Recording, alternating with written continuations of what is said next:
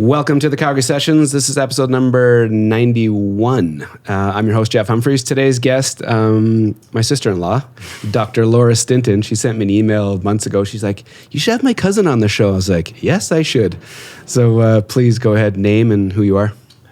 Well, thanks, Jeff. My name is Phil Robertson, and I'm one of the co-founders of Phil and Sebastian Coffee Roasters here in Calgary. And happy to be here today. Cool.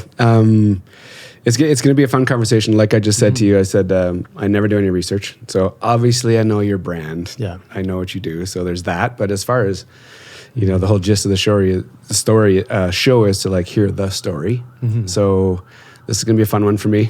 Yeah. I'm glad you said yes, because actually Laura's mom also sent me an email like last month. She's like, you should have Phil on the show. I'm like, yeah, your daughter said the same thing. I'm sorry, yeah. Sorry you had to pester me to get here. No, I'm excited to be here. Yeah. No, this would be really cool. So the gist of the show is I like the guests to go back as far as they want. Sure. So how they grew up, what inspired them, what kind of people influenced you, where it was, and then we just kind of weave a path to where you are today. So this will be, like I said, I know nothing. So this is like firsthand experience, which makes this really fun for me. Okay, for sure. So take it back. Yeah, I was sort of thinking I would head back to some of my family influences that got me interested in sort of taste and flavor. Probably most prominently would be my Aunt Bonnie. So Margie's sister, and she sadly passed away a number of years ago. But she was a huge influence for me. I spent a ton of time with her. I felt a real simpatico connection with her, and she was a very gentle woman that didn't sort of ram anything down your throat. Her influence was sort of subtle, in a sense that I just was exposed to her approach to, I don't know, call it style. She had an incredible style and a real appreciation for food. And that just was probably one of my initial influences. Like early? Were you youngster when you Youngster. So, I grew up skiing a lot, racing. Yep. And so on the weekends, I would head out to Banff with my Uncle Billy and Aunt Bonnie and cousins. Mm-hmm. And we'd ski. And so she became almost like a second mom. Ended up spending a lot of time with that family. And so, like I said, there was no conscious influence at that time. It was just sort of a subconscious exposure to this kind of stuff growing up and getting appreciation for, I think, also artisanship. My uncle was an engineer as well, my Uncle Billy. And he also was a really great woodworker. And just seeing him get into his hobby of woodworking, and he built a beautiful canoe. It took him years to build it, and that they ended up using. Mm-hmm. Just seeing his approach to this, and I loved the engineering side because I've always been interested in how things work, getting behind the scenes and trying to get under the hood and see how stuff works. And that, in combination with this sort of like artisanship, I think was the initial thing that cultivated my sense that this was the path that I should take. And it was very subconscious. It wasn't. It's just you experiencing these things and just these little mental notes. And it was so subtle and so incremental, and it took a long time for me to kind of realize that this was where I wanted to be and what I wanted to do, because I was very interested in computers and technology, and so I went the route of electrical engineering after high school, and I loved it. I loved university. It was my jam, and I got into the working world. I know I'm skipping ahead here, but that's good. I got into the working world, and I loved the problems. They were challenging and interesting, but I just felt like something was unfulfilled. Something wasn't working for me. There wasn't enough of a social and aspect to my work. I didn't feel like there was enough meaning to it, but I was also missing some of this like artisanship, sort of like culinary tastes, flavor, this kind of thing. Yep. And I recognized early on when I was a teenager that I really care a lot about taste and aroma. I think I might have like a heightened sense for it. I have a theory that people that are really attracted to food or delicious drinks or whatever, they have a more acute sense of taste than maybe the average person. Yep. So that's sort of what draws them to that and why it's more meaningful for them. So if you can taste or smell more acutely, then those things mean more to you and you would end up gravitating towards them. Yep. And so that had been the case for me all along. Always. Yeah. And Yeah. Growing up, in whatever kitchen you're in, do you remember like the smell of like bread or pasta sauce? Like, do you like vivid memories of, like some people are very visual, right? They remember what's on the TV or what the color of the wall was. Yeah. Your head goes to... I did. And the thing that's really interesting is it's not like I grew up in a place where we were a real culinary family. Like my kids are so more exposed to it now. Like I make these like really elaborate meals and I love wine. So I drink these wines and they get little tastes of them and obviously coffee. So it's a totally different environment for my kids now. I didn't really grow up in that environment, but I think nevertheless, for whatever reason, my more acute sense of smell and taste, the stuff that I did love, I really loved, and it's very implanted in my brain. And my Aunt Bonnie was a little more inclined to make more interesting food, and that I really remember and significant. So yeah, I think again, this sort of incremental thing that created this desire in me, or this love of that food and wine and flavor more than anything. It doesn't have to come from any particular place. Flavor and aroma. I'm so sensitive to aroma that if someone walked in here with a strong cologne, I just like couldn't focus. No way. It would just like totally consume me. So yeah, it's just, I have a really sensitive sense of smell, as it turns out. So, and that's very connected to taste, right? Yeah. So most of what you taste is through smell, or most of the nuance of what you taste is really through smell.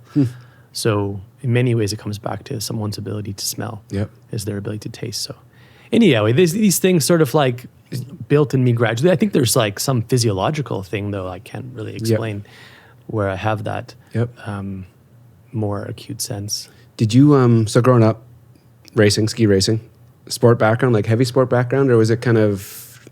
Yeah, good question. So my interest I was obsessed with sports, but it wasn't in the same way that someone would be if they were, say, registered in hockey and, committed to that.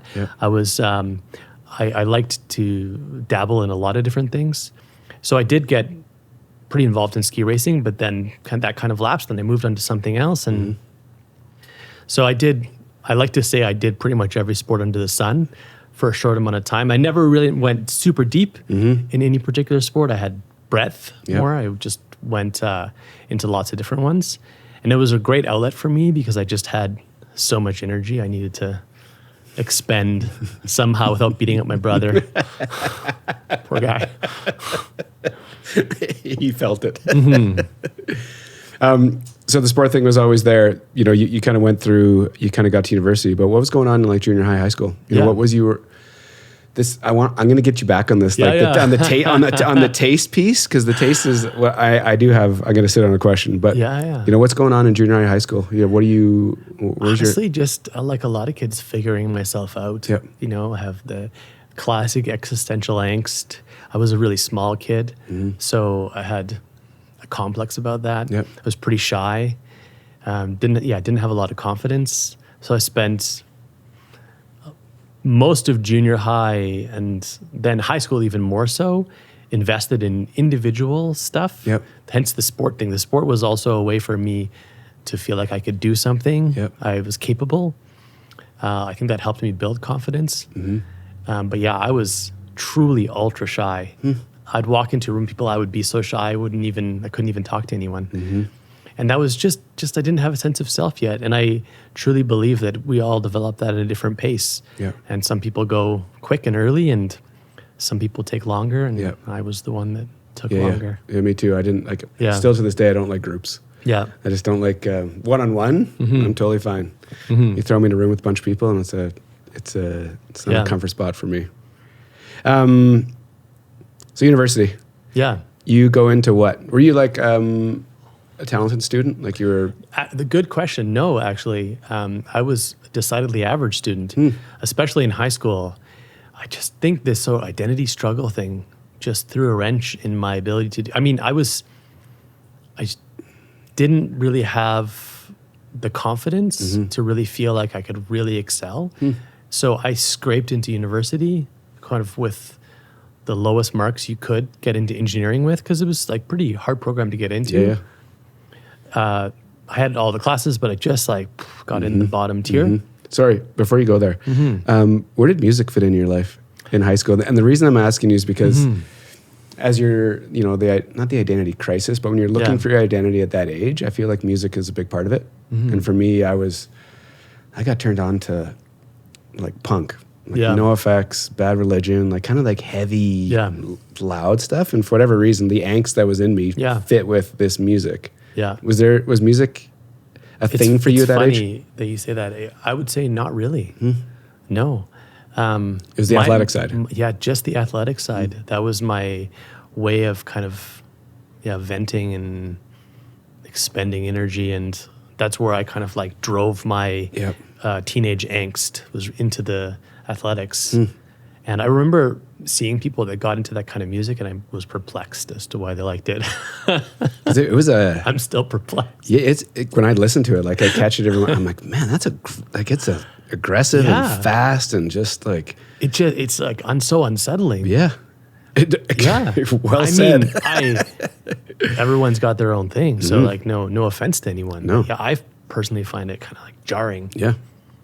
Anyway, it is. I don't listen to it anymore. Like it was just a moment in time for me. So university, just slide in, and you knew that you wanted engineering right away. Like, were you? So even though I was an average student, I had two things I excelled at: computers, and I did an electronics class. It was a self-paced class, and I finished it like 3 months early. My friends all failed it, so we kind of knew that they weren't going that way. And so there were these two areas, this electronics class and then computers, where I really felt it was just easy and I excelled. So that directed me pretty naturally into electrical and computer engineering. But when I went in, it was a different ballgame. It was way harder than high school. High school, I could kind of just get by without having to put too much effort into it because I had so much interest. But when you got to university and engineering, you really had to work. And I remember I also discovered alcohol and partying for a short time. I had a 1 year of that, venting through that. And also, like, I made great friends. So university was just amazing. Did you go here? I went here, yeah. Okay. I made a friend. His name's Joel Armitage. That'd be amazing if you happen to listen to this. But yeah, he was an amazing guy. One of the first really good friends I ever made. And we were inseparable in first year, and he lived in one of the dorms, and it was so fun. Oh, wow. It was so fun, but almost too fun because my GPA definitely hurt as a result of that. I was okay. I made it through, but then I knew I needed to pick up my socks in second year. And I also, around that time, I met some really instrumental key people in my life. One of them is my now business partner, Sebastian. No way. And one of them is my other friend, Chris Mason. And the two of them were just like the top of the class. They're the guys that, were just brilliant. And in slightly different ways. Like Chris has this like raw intelligence. And Sebastian, very smart guy, but he has this incredible work ethic. I remember having this really interesting experience where we're sitting in our homeroom class and there's so many distractions, people yelling and screaming, the microwave going, and like it's just the worst environment you can possibly work in. And he could put his head down and work as if like he could shut off the world. And it is the most amazing skill that I've never seen anyone have to that degree. And I tell everyone this, he's the most productive person that I've ever met. And so that was like an inspiration for me, meeting those two guys. How'd that all happen? Well, this is an example of how fate, throws what seems like a curveball, but it turns out to be for the best. So in this first year in engineering, I met Joel. We were best friends. I met a whole bunch of people, met some of the best friends in my life, had an amazing time. And then I went to register for my second year of university, and due to some kind of like logistical or admin glitch, I couldn't get in the same block. So I was devastated not to be able to get in the same, because the way it works is that you had 2 blocks and you never saw the other block. You had opposite schedules. So I wasn't able to register with Joel and all the other friends that I'd made. And I just remember I was like heartbroken. And I got into the second block and I showed up, and that just so happened that that's the block that Sebastian and Chris were in. So I never saw them the first year because we were in opposite blocks. But that is how I reconnected with Chris, because I'd known him from back in junior high, and then he went to a different high school, and I met Sebastian for the first time. And I have a very acute memory of meeting Sebastian. So I'm sure he won't even remember this. I was a pretty shy student again. I was sitting in my desk, and Sebastian walked up, and he went to argue the mark he'd gotten on a quiz. And there's no way I'd have the courage to do such a thing as a first year student. And most first year students wouldn't be able to argue their marks. It just takes more confidence to do that. In addition to this, he walked up to the professor and said, what was his name? And I can't remember the professor's name, but he didn't say doctor, which was like really important as we learned. He said Mr. And immediately the professor corrected Sebastian, it's doctor. And it didn't even faze Sebastian. He just kept going. And he was arguing about how he should have got like 100% on the quiz, and this one question shouldn't have been wrong. And he just like went on and argued and argued and argued.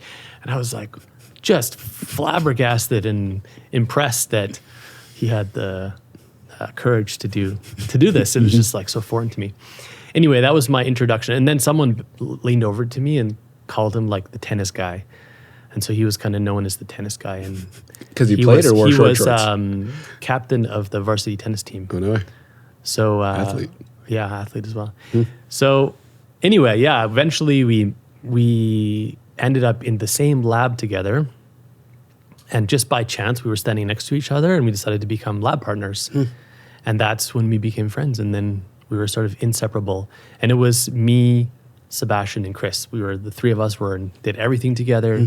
We're in every group project together, and we became inseparable. And in the beginning, I felt like I was like the third wheel that was being carried along by the 2 of them, because their grades were like straight A's, and then in time, I just sort of rose to the challenge, just sort of pushed me. And then I feel like in time, I even did my fair share of pushing them. And but that's just an example of how we develop at different paces, and how we kind of, are subject to the influences that we have in our life. And it's just a really, I think, a neat story to reflect on the twists and turns of life, and how the things that you think are devastating at the time turn out to be instrumental to your whole life. Did you, when you kind of connect with them, besides your grades, like was it the self-confidence too? Were they able to kind of move through university and just like, whether it's had self-confidence or maybe 100%. They didn't, but they showed it? No, they had it. They had it and they showed it. Like, I mean, neither one of them were cocky or arrogant. They were just confident. And that's so important. If you believe that you can do something, I mean, that's sort of like step one. And I had never had that kind of confidence. And in time, I acquired it too. Does it rub off on you? Like this is living examples that you're with a lot, and you're just like, okay, you're starting to find your own. I mean, I would say, that was years ago that this influence was so important. Now I think I have decent confidence. Sometimes I was telling my wife the other day, I'm like slightly overconfident on everything I do, which is, I think, the sweet spot for an entrepreneur. You need to just be a little overconfident. How does that, listen, you've done it a lot longer than me. That overconfidence, is it just a little bit? Is it the idea of? And for me, when I hear that, I think about just being able to focus and not be influenced, and just like, is it trusting your gut intuition, or what? Like that little bit of confidence. To me, the way that I would define it, the slight overconfidence means that you believe you can do this thing that there isn't evidence, proof to say that it can be done at all by anyone, let alone you. So you need that little bit of overconfidence to get over that hurdle. And the way that I operate and the way Sebastian operates, we're very data driven. So at the end of the day, you do need to be able to make gut decisions and trust your instincts. Yep. But I actually believe that can lead people astray a lot of times. I think it can also be kind of lazy. I think usually you're best served to put in some effort and some work to sort of counter your own biases, your inherent biases that you bring to sort of snap quick decisions. Yep. So once you've kind of put in that work to try to overcome that and make sure your decision is more objectively sound, at the end of the day, you need to have the confidence still, right? You need to be able to bridge that gap. To me, it's a little bit like faith, like religious faith or something. You have this belief that it can be done. And I remember when we started our business, I had zero doubts. Many people ask me, were you nervous? You left a really cushy career where you were well paid and you went, to pay yourself $1 an hour and invested money. And I actually had no doubts we would succeed to the point of like stupidity. Like when I look back, I feel like I should have had more doubts, but I was so confident that we would do it that I never doubted it. And so that there's so many benefits to that in a way, right? You jump with 2 feet into it. You don't end up stuck in your old career because you need to like earn a living, which prevents you from really being able to invest in the new thing. Yep. So having that sense, that just tiny bit of overconfidence, I think is both useful and maybe even necessary to become an entrepreneur. I've never heard that. It's fascinating to hear these things for the first time because it makes a lot of sense. And then to hear you run through how you envision, how you think about it, it makes like perfect sense. Well, to me it does at least. So university, the three amigos run around for like the duration and yeah. So from second year on to the end of my time, I did an internship as well. So that made the whole time 5 years. Yep. Yeah. Until the very end. We were thick as thieves. Yep. Did every group project together and worked together. And I learned so much from those guys. I'm very appreciative of that time. And then again, I hope, later on, I knew that I was also more of a contributor to the threesome in terms of pushing them as well. Yep. But not in the early days. In the early days, I really felt that I was the one getting pushed. So perfect time. Yeah. So what happens when you graduate? And before we go there, actually, the three of you, did you ever? Like the engineering pieces, there's creativity to it. There's problem solving. It's coming up with solutions. Did you guys ever brainstorm ideas? Was there any youthful talks? I just want to say one thing about engineering. Yeah. So to me, there's a couple different ways to think about it when it comes to university, because university is pretty well curated, I would say, meaning that the problems are pretty bounded. And when you enter the real world, it's not the same thing. It's way more nebulous. It's not well-defined, well-bounded. But in university, they're pretty well-bounded. The difference, I would say, between the student who did well and the student who really did well, like excelled, was really just a function of the effort they were willing to put into it. And so that's where I think Chris and Sebastian and I really ended up seeing eye to eye. Like we were the last people in the lab. We put in the most effort. And it's really easy to cut corners. It's really easy to put in less effort. Yep. And I remember there was never a moment where any of us pushed back against the other to say, oh, this is too much work, or this is too much effort, or this is good enough. Yep. There was never a time when we didn't even have to say anything. Like it wasn't even an issue. It was like there was no scenario where good enough was ever going to be even on the table. And I think that's really why we saw eye to eye so much.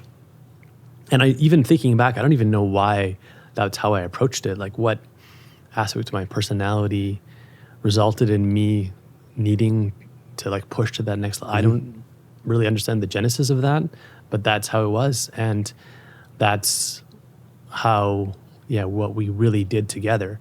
And so we took that right into the working world.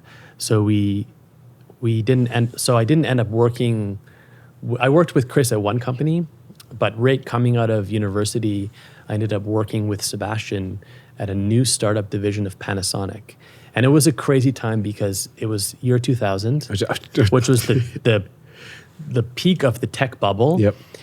And every company was desperately trying to hire engineers, and they had these big job fairs, and they would like give all this free stuff, and the wages that we were being offered were ridiculous for a first year grad. Mm-hmm. It was just that everyone was clamoring over themselves trying to hire. And so we ended up going to this startup, Panasonic, where there was 8 people to start this whole new division, which was the first. It was called the Panasonic Wireless Design Center. And it was really neat to be part of this initial team that was starting a whole division, because especially as a new grad, to witness all of this. I actually was like interviewing and hiring people, which was insane. I just graduated. The responsibilities that I got, I wouldn't see again for years and years. Mm-hmm. But again, like I had this like little bit of overconfidence. I was like, I can do this, no problem. I can hire someone. I can do this. And we brought this like work ethic and this desire to push and not accept good enough. Mm-hmm. And we quickly got this reputation, and they called us the Golden Boys. And again, like I don't exactly know, where the term come from, but ultimately we really pushed. Even we ran quickly into people that had been in the industry for 10, 15 years that kind of had a little bit of a complacency that occurs, I think, when you're later on in your career. And here's these like whippersnappers out of university that don't know anything, because we didn't know anything, that were telling them, questioning them, challenging them. Mm-hmm. Some of them were fine with it. Some of them did not like it. Some of them thought we were just like cocky little kids. Yeah. And which we kind of were. but yeah, it was a super interesting experience. But as I kind of started to realize what it looked like in real life to work for that company, then a bunch of other companies, it just didn't sit well with me. I just felt, more than anything, I felt ungratified by the work. The tech industry moves so fast, and so much of our work just never actually got used. Mm-hmm. I remember thinking back over the last couple of years of working, I'm like, what have I actually done? There's nothing tangible. I'm not actually doing something that matters. And so that just sort of sat with me and created this discomfort in me. How long do you think, when you're in the corporate world, whatever your duration of time was, how long into it did you start having these thoughts of, there's got to be something? A couple of years in, Sebastian and I, because we actually, as it turns out, both of our fathers are entrepreneurs too. So there's a little bit of that that came from our bloodline, if you will. Yeah. What'd your dad do? My dad was a geologist, professional geologist for many years. And then just the end of his career, he kind of went off on his own, had his own consultancy. Sebastian's dad was a businessman. He ran a number of different companies and started companies. And we both had this sort of, had witnessed it in our fathers, and probably give us a little bit of a comfort with it. And then couple that with a little bit of the overconfidence. That's just because it's like it's the recipe for entrepreneurship. And so we were kind of mulling around the idea of an engineering company actually for a while. And then it was right around that time that my Uncle Billy, he passed away, sadly, of a brain tumor. And my Aunt Bonnie had given me this book about espresso coffee by an author named David Schomer. And he owns a cafe in Seattle. He still does. I think he still owns it to this day. And I read the book, and I'm like, wow, this is so fascinating. Why'd she give you the book? She gave me the book because my uncle was really into espresso, and she kind of knew I was into the culinary world and wine and a little bit interested in coffee. Not that, just a little bit interested. And she just felt like could be interesting. I don't know. I mean, I wish I would have kind of asked her in more detail the whole motivation behind it. So I have to speculate a bit right now. She could see it. She could see something. Whether the questions that you had been asked or that when you like perk up when she was doing something. Something like that. Yeah. It turned out the book was really important because it piqued a bit of curiosity in me, and then I showed it to Sebastian, and that's how we kind of got into things together. So we'd sort of like fuel each other, and then I got an espresso machine, and he got a better espresso machine, and we kind of started playing, and we weren't getting very good results, but we kind of thought there was something more to it. Yep. And we decided to take a road trip. So we drove to Seattle. And I remember having this really funny experience crossing the border because the border guard was like, "Why are you going to the States today?" And I was like, "We're going to a coffee shop." He's like, "Okay, get out of the car." It's like, that can't be the case that you're going to the coffee shop. We have to search your car because you're obviously transporting something illegal. Anyway, so that was pretty funny. We went to this coffee shop in Seattle. What was the, it's so, you'll finish the story, but just like even the start of the story though, to have for this book. Yeah. I guess what I don't understand, I don't fully know is your kind of your senses. You got your job and where they fit into all this. Like this was this is nothing random? To do with work. It's random. This was nothing. I didn't consider this as a career. This was a random thread I was pulling on. But like very random. Just like a thing I was curious about, and we just sort of went a bit down a rabbit hole. That's all it really was. It was just a curiosity. There was no, at this point, there was no like intention to create a business. There was no thought at all about that. It was like, seems like a fun adventure. Let's see where it goes. And the curiosity of what makes something better than something else, is that just like your... Well, that was already there. That's just in you. I mean, when I saw that this thing could be like a craft, like something that an artisan did, that it could be excellent, and just piqued my curiosity. I just didn't believe. I had nothing at that point that could suggest that even existed. Like I just had bad, pretty gross coffee that kept me awake more or less, but it tasted terrible. I didn't even, the concept that it could taste better, that it could be on the same level as like the food and wine that I loved, was so foreign. And I just felt like I wanted to understand it better. I was just curious. So you crossed the border. Got across the border. They let us through. Wheels on. Yeah. And we got to this coffee shop and we tasted this restaurant. It was incredible. It was so much better. Right now, at that point in time? Early 20s. Okay. Early 20s, oh, yeah. Wow. Okay. Early mid-20s. Okay. And younger than 25. So 23, 24-ish. Okay. And we had tons of coffee, so much coffee. We were so jacked. We actually took a picture of ourselves, and we still have that picture somewhere to this day. We framed it and hung it. And I think I put it on our Instagram feed a while back anyway. Cool. We were pretty jacked. And we came back and we're like, we got to figure out how to this, let's reverse engineer this. That's what we do. And figure out how this worked and try to understand it for ourselves. So we ordered the same coffee. We ordered coffee from this Vivace, it was called. And we had our espresso machine, we had a grinder, and we still couldn't really get good results.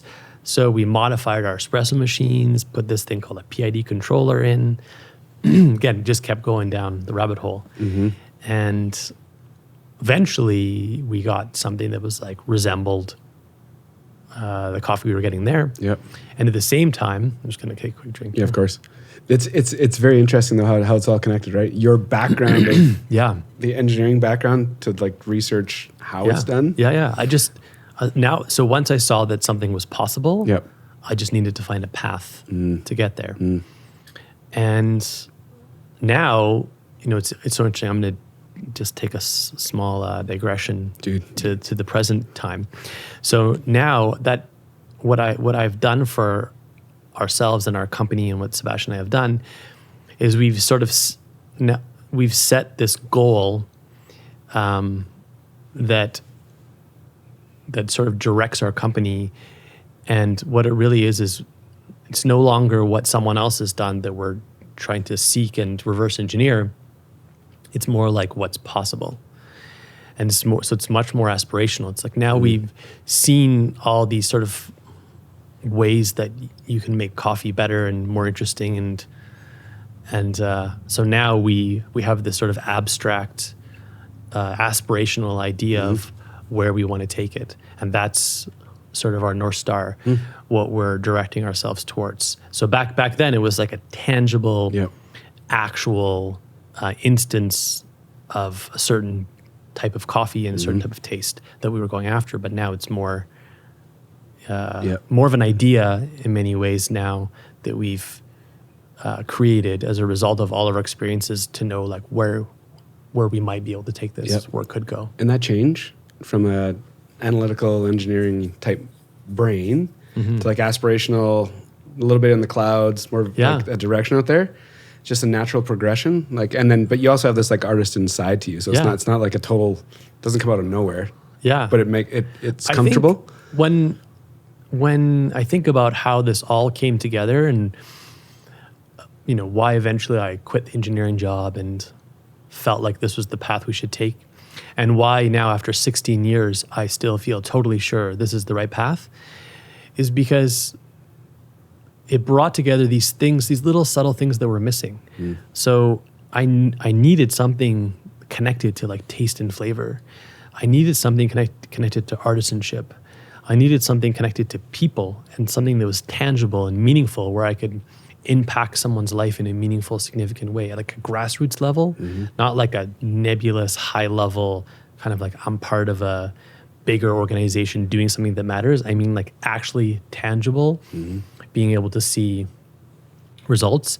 Then I needed to be able to take something from an idea, an inception, and bring it through all the way to the actual implementation and see it actually out there in the world. And these are all things I've figured out as I've gotten to know myself that I need in order to feel fulfilled in what I'm doing. And so ultimately, that's where this business has taken me on a personal level, is it's taken all these things that I know, these little aspects of my personality that I know that I need to feel fulfilled. It's combined them all into one thing. So that's effectively, I mean, that's the benefit of having your own business too. You end up sculpting, blazing the trail of that business as a reflection of your own desires in many ways. And and one of my other strong desires was, in addition to impacting the lives of, say, the coffee farmers we work with or the customers that enjoy our coffee, I also felt like I wanted to have a really positive impact on the staff that work for our company. That's always been really important to me as well. Anyway, it's just the unity of so many different small aspects of my personality and how I would obtain fulfillment in my own unique way that culminated in it.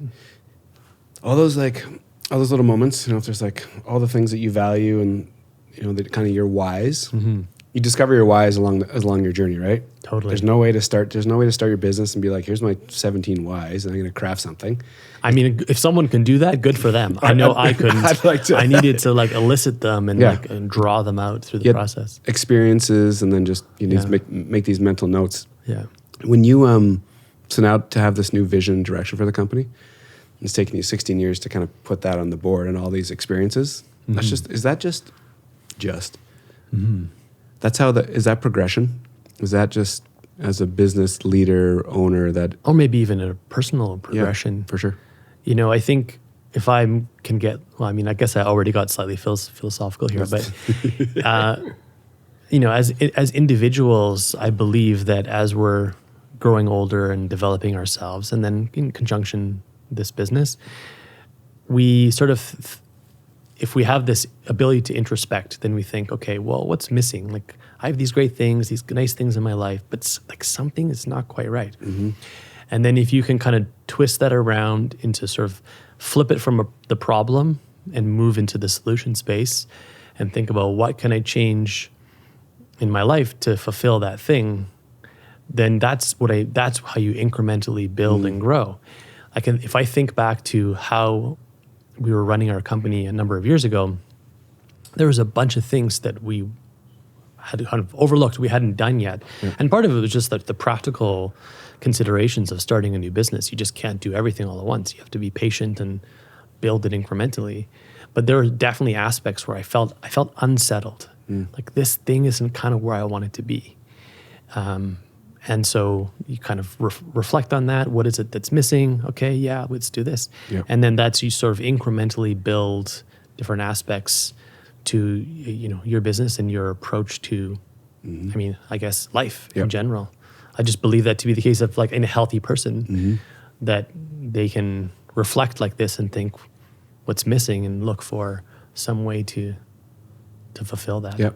That creating that space to be reflective, has that been something that you've, is that a new discovery? Is it been something that you've done but you didn't understand you're being reflective? So how do you? I think it's that. Yeah. It was something that I did, but I couldn't probably put words to it. Yep. What was it for you? What was it that? Where was your space? What was these moments you've had in your life where you're able to just either like? I mean, the moments are happening all the time. Yeah. Like it's not like I had one aha eureka moment and like suddenly figured stuff out. But it wasn't like meditation. It wasn't like there wasn't a way to get you into a headspace to be thoughtful. I think was more like giving myself two couple of things. Learning how to take it a little easy on myself and not be too self-critical.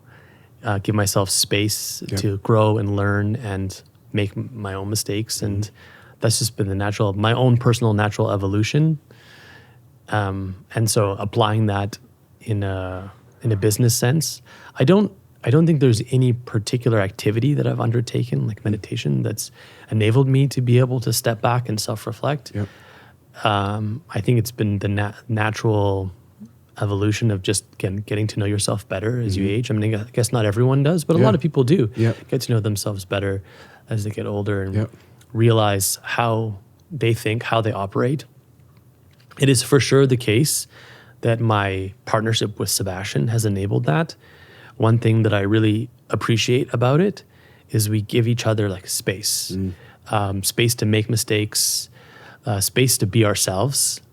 So it'd be so easy for someone to like, I know all the things about him that can irk someone, and he knows all the things, about me that can irk him or someone. And if you can give that other person space to be that, have those traits that are maybe kind of non-ideal, and not be overly critical of them and just like give themselves space, then I think you open yourself up to the possibility of building a comfort in that environment.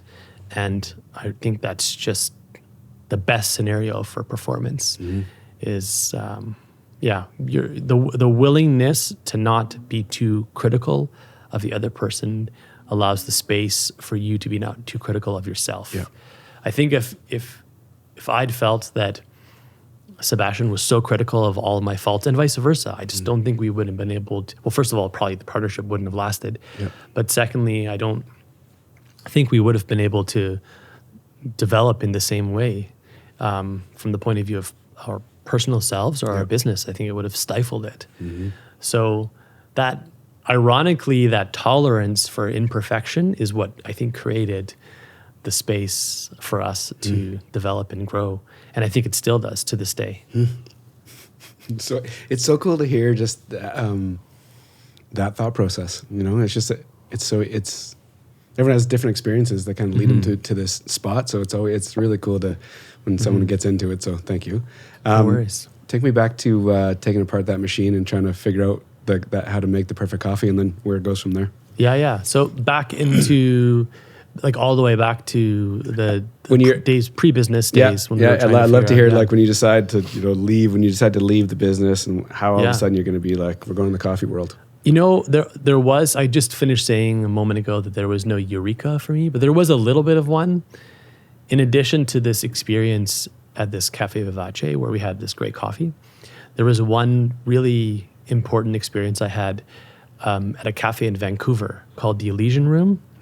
And this was like circa 2004-05 timeframe. And the barista, his name is Drew, and he actually started, I remember all this, it's a very acute memory. It's very important. So he actually owns a coffee roasting company called Bows and Arrows. He's based in Victoria now. And he was this like very handsome, quiet, tall, unassuming guy. And I remember walking into the Elysian room, and it's just like the name sounds. You feel like you need to like be quiet, and like it's almost like a chapel for coffee. And it was the first time that I ever walked into an environment where I felt like this is all built around the worship of coffee. And it was a really cool experience even before I tasted anything. And then Drew made me this espresso, and it blew my freaking mind. No way. And I still remember the way it tastes to this day. Wow. And the funny thing is, I don't even think he was that happy with the shot, because I think he wanted to make it again. I was like, my head was like exploding. And that, when I tasted that, and it sort of came off the heels of the Vivace experience, where that was really good. And then it was sort of like this incremental improvement from what I tasted in Seattle. I immediately drew a line between those two, and I drew that line into space. That was the moment where I believed that there was an incredible opportunity with coffee, and there's just so much space to evolve it. I think the thing that really attracts me to this industry is the opportunity to make an impactful change. If I was to work in the culinary world as a chef or work in the wine world, I feel like the opportunity for change is minimal. A lot of history there, a ton of, development. It's really well established, both of those industries. Okay, maybe I could do good stuff, but I feel like my opportunity for impact would be less. Whereas in coffee, I'm literally drawing a line into something that doesn't even exist. And I think already in the last 16 years, we've treaded new ground. We've done new things that no one's done before and really pushed the envelope. And it's small, but we've made an impact in the entire industry. And that would have not been possible if we would have gone the direction of wine, or if I would have gone the direction of wine or food. So I think that was the potential for impact was what really kind of eventually solidified my choice to be involved in coffee. Did like Drew, obviously you remember his name, you remember everything about that experience. Was it that impactful that you knew right away to remember this like person, his name and the experience, and just like I wasn't like I consciously had to remember. It just was like zapped in my brain. There was no way I was ever removing that. I remember everything about that moment. Wow. I remember how the place smelled. I remember how it looked. I remember the hat Drew was wearing. Like it was just one of those indelible moments that just gets seared into your brain. And I just knew, even at the moment, I knew this was an important experience. Like this is going to be relevant for the trajectory of my life. And I don't think there's actually been too many experiences where I felt like I knew that at the moment. If I look back, I'm like, oh yeah, those were relevant experiences, they're important. But I knew at that moment, I'm like, this experience is going to be important forever. So where does it take you? Like how, the progression of, you draw that line, you got a full-time job, I don't know what other depend, whether it's family, whatever, but to make that. That was one thing that was really easy for me. I didn't have dependencies. So whereas Sebastian, he was married and he had a child on the way. So I took one for the team and I moved to Vancouver and to learn about coffee. So this is in 2006. Quit your job? I quit my job. I slept on my friend's couch in Vancouver. He'd recently moved there. His name's Joe. And he was working as a lawyer, and he had just this basement apartment. He was just starting. So we lived together in this tiny little basement apartment, and I just went full in on working at different coffee shops and a roastery, and just trying to learn as much as possible. Spent a ton of time at this place, the Elysian Room, and just tried to meet coffee people and just learn as much as I possibly could. Did you go to Vancouver? You and Sebastian have an agreement? Like, okay, we could potentially want to get into the coffee world. And at that point, we're in. Okay. It's just a question of how this is going to happen and when it's going to happen. So it's not about if. It was happening. So let's learn. Okay. Let's invest. This is what we do. We research. We're engineers. We learn about things. We go deep. We're not going to start a business without having worked in those businesses, having understanding them better. So we just went as deep as possible, and I volunteered to be the one that relocated since I didn't have any attachments, and it was an amazing time actually. I spent about 6 months in Vancouver just learning and absorbing all I could, and then I came back, and that's right when we opened the farmers market in Calgary, and that was at the old Curry Barracks farmers market, which is now, well, the building's still there, but the market's not there anymore. That deep dive into like research and figuring it out, obviously that's your move, just with your background, but you felt confident after you'd kind of been in the industry, done your research to come back and I mean, this is where that slight bit of overconfidence comes again. Like, I knew nothing. If I think back to what I knew nothing. But I felt like I knew something at the time. So, have you ever heard the adage that if you look back and cringe at your life, then you're progressing? No, I haven't heard that one. It's a thing. So if you kind of like, if you think back to your old self and like what you didn't know, or I just cringe when I think about what I didn't know. So that, I guess, indicates that I'm growing and learning. And but I was just fueled by passion and over the slight overconfidence. those two things just pushed us to move forward and do our best. And I think at the end of the day, that's what we did. We did our best and we put in the work. So I'd be there, I'd open the cafe at 6 a.m. and I'd be there until 3 p.m. Just, I'd spend 3-4 hours like working on like how to make the coffee taste better after we closed the shop. So it was just really steep learning curve, but we put, the only thing we knew how to do was like put in a lot of effort and try to, use good scientific processes to understand things. And, but it was just that drive that was what fueled us in many ways in the beginning. And we just, we were clueless. We didn't know anything about running a business. We had no business backgrounds, so we didn't really know how to, we kind of just used logic and then sheer will to kind of push our way through all the challenges of, how do you hire someone? How do you retain them? How do you manage the finances? How do you manage all the logistics? How do you manage growth? What do you look for when you signing a lease? How do you design a space? All these things we sort of figured out trial by fire. Figured out as we went and made a bunch of mistakes and tried not to make the same mistakes again. And then went from there. So that first place was Sebastian, when you guys decided to do that, is he all in at that point?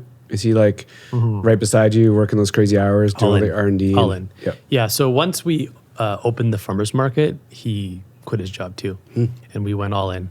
I remember we worked obscene hours, like, and I remember people asking us, "So, you're doing engineering on the side and doing that?" I'm like, no. I mean, I don't even have time to sleep, let alone do another job. No, it was only open on the weekends, thankfully. So it was open Friday, Saturday, Sunday, and we had the rest of the week to just like plan and figure out how to fix the things that were broken and train and whatever we needed to do. We used all that time. We had no time off. I worked 7 days a week, 14 hours a day. And I like to tell people, actually, they ask me for entrepreneurial advice. I say, number one, schedule yourself for 14 hours a day, 7 days a week for 5 years. If you can do that, if you can create that kind of schedule, then you can be a successful entrepreneur. If you can't, it's going to be tricky because it just requires that kind of dedication in my experience. And then beyond that, if you kind of get past, the 5 years is arbitrary, but if you get past the hurdle of that initial startup, then you can pull back and have like a normal life. But it just requires all that like startup energy and the commitment to really, clear any hurdles, or all the hurdles you're going to come across with any business, I believe. Do you, like that drive, it's different, right? Like it's not there. Not everyone has it. Not everyone can find that passion that they're actually going to like allocate that energy to. Do you feel, not lucky, but do you feel like there's a bunch of experiences that got to that moment where you knew it was, I actually do feel lucky. I feel lucky in a couple different ways. I feel lucky that I have the energy to allocate. It's not everyone does. And I did, and I do. I feel lucky that I found a partner to like synergize with that also has the energy to allocate. And then I feel lucky in that we happened upon the timing that we did, because it is not the case that our business would have worked anywhere at any time. I personally think that that's slightly delusional, that people think that ever exists. Especially doesn't exist for us. Our business succeeded because there was no real coffee in Calgary at the time, which is one reason why we did it in the first place. But so we didn't really have competition. We could make a ton of mistakes in the beginning without coming back to haunt us too much because we didn't have competition. So I think there's so much that I credit that the Calgary market was ready for this. There were people that were hungry for it. There was enough of a critical mass in Calgary of people that cared about this to drive across the city, to wait half an hour in line at the farmer's market for a coffee. We were so slow. And so all of these things, like, they combined to create this really fortunate timing that allowed us to begin. And I'm very grateful for that. I don't pretend for a moment that this all could have happened without some really fortunate timing, as well as obviously my input, Sebastian's input, are critical, but the timing is critical too. Do you when you're in it though, like all those outside scenarios, do you note those? Do you understand that those are possible pressures? Then you're going to work through them, and then you get to a point now. Are you saying like at the moment did I realize timing was important? Absolutely not. You're no, just this is upon reflection. This is upon, like, in the beginning, I was like, again, it's that slight overconfidence. I love that, by the way. we can do this. I believe so strongly that we could change people's minds, that people would see how much better it is and then put in the effort and this small incremental expense to choose the superior product. Not to mention the whole improved ethics of it all. And we haven't even dug into that, but like, this is just like from a pure product quality point of view, I was so totally sure that we had a constituency for that in Calgary. I didn't even doubt it for a second. And it wasn't until, many years later where I reflected to think, oh yeah, actually the timing was pretty damn important. I'm glad I didn't overthink it too much then. Might have spooked me, but it was pretty critical. Those,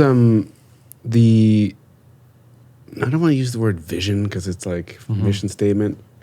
What drove you? Was it just to like provide an amazing product to like let people have this great experience around this? We actually did kind of concoct a vision statement early on, and what we wanted people to rediscover coffee. We wanted to delight people with this really amazing culinary experience with coffee and show them that it's not just a bitter drink that can keep them awake. I had this experience standing in line for a Stampede breakfast just 1 year prior to starting the business. And I remember someone grabbed a coffee from the line and they took a sip and said, it's good, it's not bad. And at that moment, I'm like, that is exactly how people define good, not bad. That is sad. We can do much better than that. It doesn't have to be defined as not bad. And so, what I really wanted to do is for people to raise the standards. And that's actually how we've reframed our mission statement now.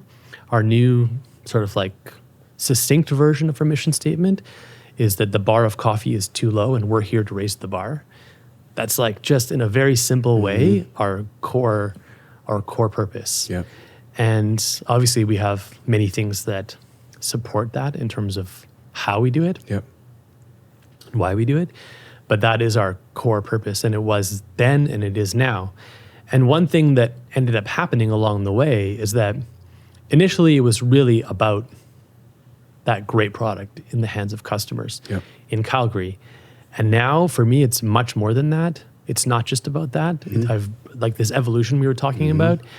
I've brought in all these other elements that have become really important for me to define success of our business.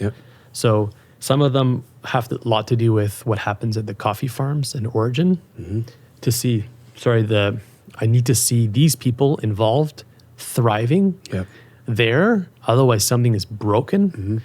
And I kind of knew that was always the case, but I didn't really know enough about what happened at coffee farms to see what that really meant. But now I know that needs to be in place. And then I also realized that it's really important to me that the staff of our company really feels like a part of all of that, and that we're running a company where, you know, the staff would say, this is the best place I've ever worked. And these are the reasons this, and this, and this, and this is like now becomes something that's really important to me. It's not like it wasn't important to me at the time, but I almost felt like I couldn't handle all of that at once. Initially, my vision was a bit tunnel vision. It was all about like quality of the product. And then in time, it's like, okay, now it's not just about quality of the product. It's about everyone involved that we work with thriving. And then it's about, and then the last piece of that was like, I really want to build a company that is just, you know, where the staff feel like it's excellent. And this is the last piece of the puzzle for me, I think, in many ways. That transition from like product, you know, honing it, making it the best possible product you can sell. Obviously, that makes you money. Drives people through the door. And the evolution of where you're at right now is fascinating to me because it's like it's the bigger why stuff, the purpose, which is it is really cool. What do you think what allows you to make that transition? Do you think it's like you're in a financial spot where you can, or you've got a system in place where you understand the quality is that the bar is there? Yeah, I mean, and none of that is any less important. There were just things that were missing. Things that weren't properly emphasized and developed. And yeah, for sure, it's, you know, in many ways it's the people. Like that last piece I was telling you about, like the staff of our company, in many ways is only facilitated by the staff of the company. Like we only have the bandwidth and the capacity to be able to focus on that through the nature of having those key people in place. And it's not like I've appreciated from the very first person that worked for us, Will. Will was the first person that I appreciated our staff. It's not like I didn't, but it was like to make a conscious effort to try to develop a company where your staff really feel like they're part of something that's important. That wasn't something that I consciously, it was like, it bugged me for a long time. The back of my mind, like something's missing. I really, really need to do this. I can't say that we have a great company unless we do this. And that's how the evolution has happened. It's like, okay, we did this thing, but I can't really say we have a great company unless we do this. And now I have a new one that I'm working on like in the future, and that has to do with marketing. Cool. So that's something we recently hired a director of marketing for our company. And I'm really thinking about like, how can we take what we've done, this great product and this like really great process and great foundation. We have a great team, but how can we show the world that this thing is great? Because it almost feels like the tree in the forest problem. Like if you have this great thing that nobody knows about, like, does it mean anything? So, and then I also just, for better or for worse, have come to realize the importance of that. In the beginning, I was like, only quality matters. If I make a quality product, people will just see it. They'll figure it out. They'll taste the product we make. They'll see it's superior. They'll see like our ethics are superior. They'll just see it. I really believed that it would be so self-evident. And now I don't believe that's the case. I think that takes you some of the way. And that has been part of our success, is that some people have found it evident. But frankly, there's just so much noise out there, and that it's so hard for people to like discern what's real, what's not real. And I think maybe I don't know if this is totally true. Maybe you can comment on this, but I almost feel like people's guards are up higher than ever before. It's like people are so inundated with social media and these type of things that they're even less likely to trust what you're saying off the cuff, right? Sure. So if you say you're doing all these great things, and and they're even skeptical when they taste your product. Like there's just a higher level of skepticism. There's a thicker wall to get through before you can get to people and create that transformation, that thing that we've always been about. It's like a armor or something that we have to penetrate. And so that's what I've started to realize. And that's, I think, the next evolution of our business, to do a better job of that.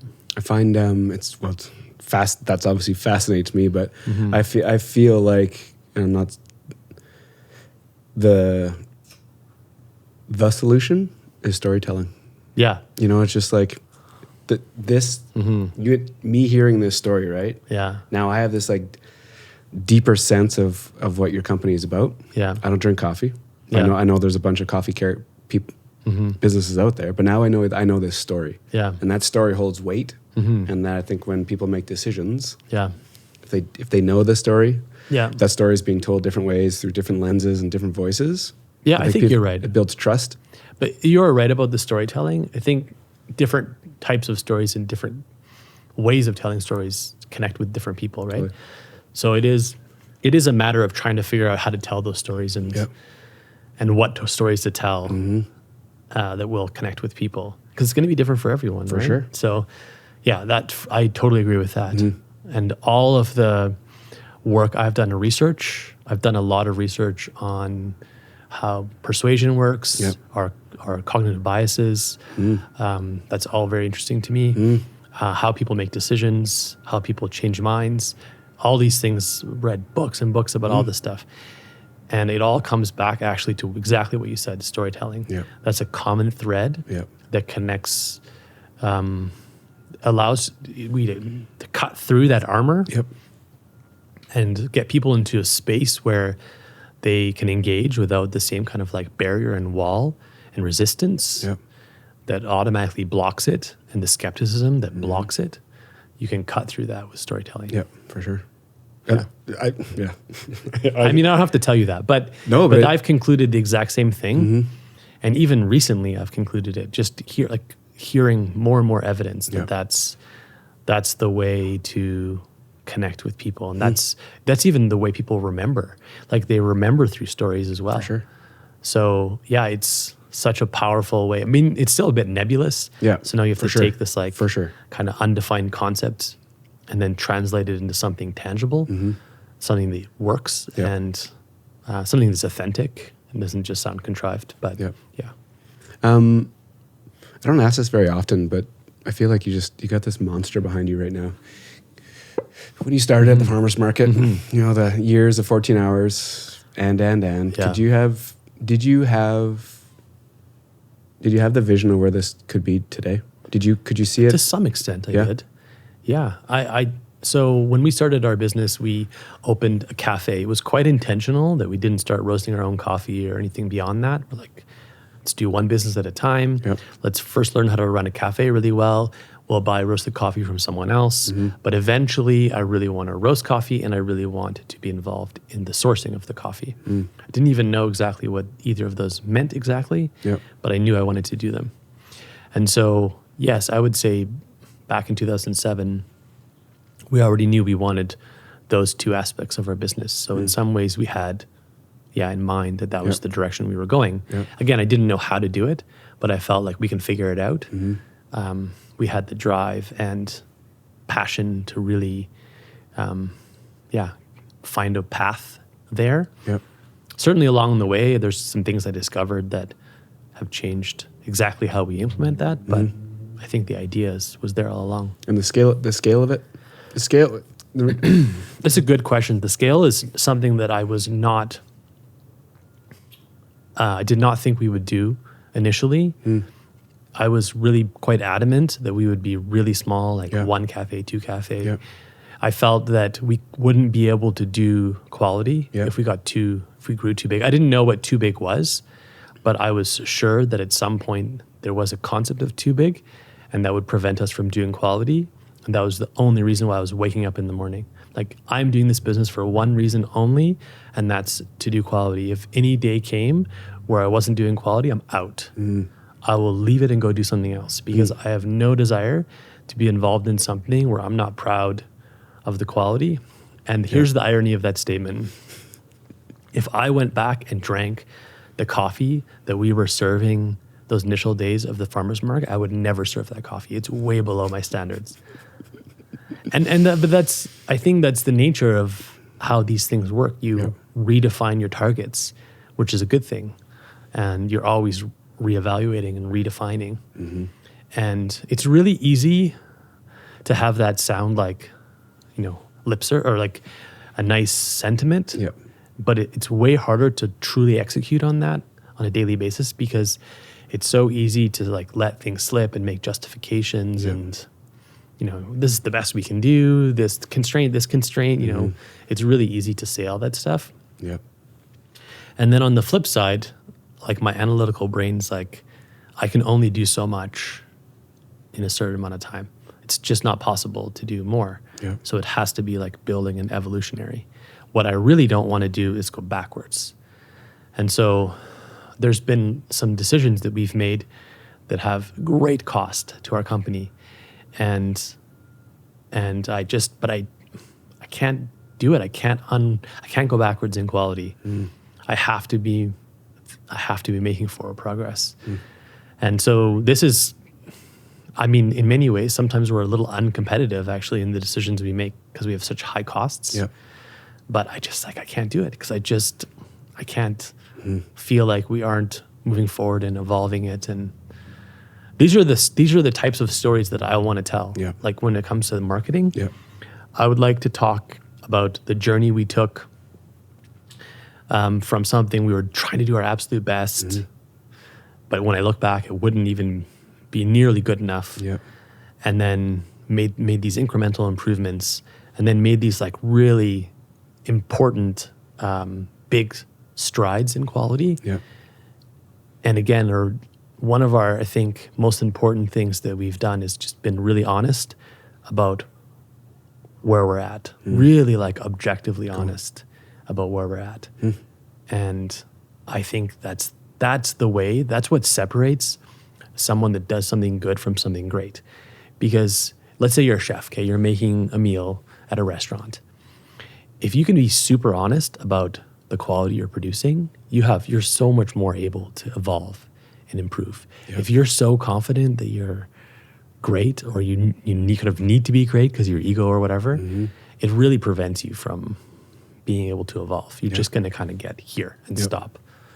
So I think someone's ability to be like truly objective with their own product and not like just back padding. It's hard. Yeah. It's hard, but that is the key, I think, in someone getting better. This is like the other cool thing about the show is I get it's like my master's in like entrepreneurship, which is so good. That's a selfish piece for me, right? I get to hang out with guys like you and just listen to what makes you tick, which that's why this, before we got on, you're like, why? And this is part of it, right? Yeah. I just like listen. It's the same way that you experience those like sensations when you walk in that first coffee shop and meet Drew. Like, that sticks with you. Yeah. These conversations, that's my thing. So anyways, thank you. I like to end the show with one question. When I say Calgary, where's your head go? It's my hometown. It's where I grew up. I feel a special affinity to Calgary, especially since I left Calgary for a while. And I think a lot of people can identify with the grass is greener syndrome. I had it in my mid-20s. I was like, I got to live in Europe. It's so much better there. So much more culture, better food, better wine. And then I did live there, and I was like, it's pretty great, but so is Calgary. Calgary's pretty great. And I could rattle off so many things that I really like about this city. Yep. There's so many little special things. And so I'm super proud to live here, and super proud to see the quality of coffee in the city, and for my part of it, and mine and Sebastian's part in it, really proud to see the way it's evolved. And it's evolved partly because of what we've done and others that have taken up the mantle, but it's also evolved because of customers and the fact that they've demanded it and said like, this is, now they're the ones that are a really important part of this standard raising. So I think the same thing has happened in the culinary aspect of our city too, but I just really feel privileged to live in Calgary and to have set up our business here. Yeah. So cool, man. Thanks for taking the time. My pleasure. Yeah, you're obviously a busy person, so I'm really cool that we got the opportunity to have this chat. Because now Thank you for inviting me. Yeah. It's connected to the family too. So I'm just like, now I know this story. So when your name comes up, I'm like, I can tell you a story. Nice. So thank you again. Pleasure. Thanks for having me.